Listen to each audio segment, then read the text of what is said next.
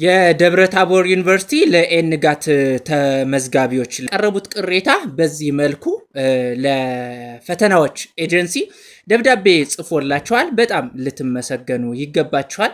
ምክንያቱም በዚህ ሰዓት ምናልባት የጸጥታ ችግርም ሊኖር ከቻለ ታሳቢ የሚደረገው በእርግጠኝነት ለሁሉም መሆን አለበት። ከዚያ ውጪ ምናልባት አንዱ ለራሱ ተቋም ሰራተኞች ሲያስብ ሌሎቹን ደግሞ እኔ ስለእናንተ አይመለከተኝም ብሎ ማለፍ ተገቢ ነው ብለንም ስለማናስብ ይሄንን አይታችሁ ምናልባትም የፈተናዎች ኤጀንሲ ጥሩ የሆነ ምላሽ እንድትሰጧቸው እንጠብቃለን።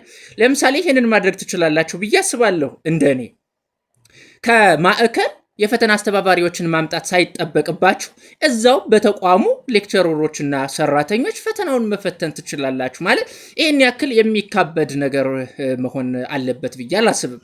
አንደኛ ኤንጋት ኤግዛም ይሄን ያክል ህይወታቸውን ሊቀይርበት ምናምን ነገር አይደለም። በነገራችሁ ላይ የግዴታ ትምህርታቸውን ለመማር የግድ ይሄን ፈተና መፈተን አለባቸው ተብሎ በትምህርት ሚኒስቴር እንደ ሀገር አቀፍ መጣ።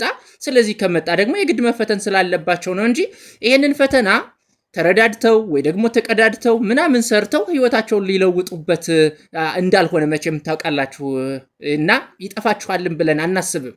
ይሄን ያክል ቁጥር ያለው ከ700 በላይ ማለት ነው የማስተርስና የፒኤችዲ ተመዝጋቢዎችን ማጣት ቀላል ነገር አይደለም። ወደ ሌላም ሂዱ እኛ እናቀላችሁ ማለትም ደግሞ ልክም ስላልሆነ ተገቢውን ምላሽ ሰጥታችሁ በዛው በተቋሙ ሰራተኞች ፈተናቸውን እንዲወስዱ ብታደርጉ ጥሩ ነው ብለን እናስባለን። ለሚመለከተው አካል እንዲደርስ ሼር አድርጉ። መልካም ጊዜ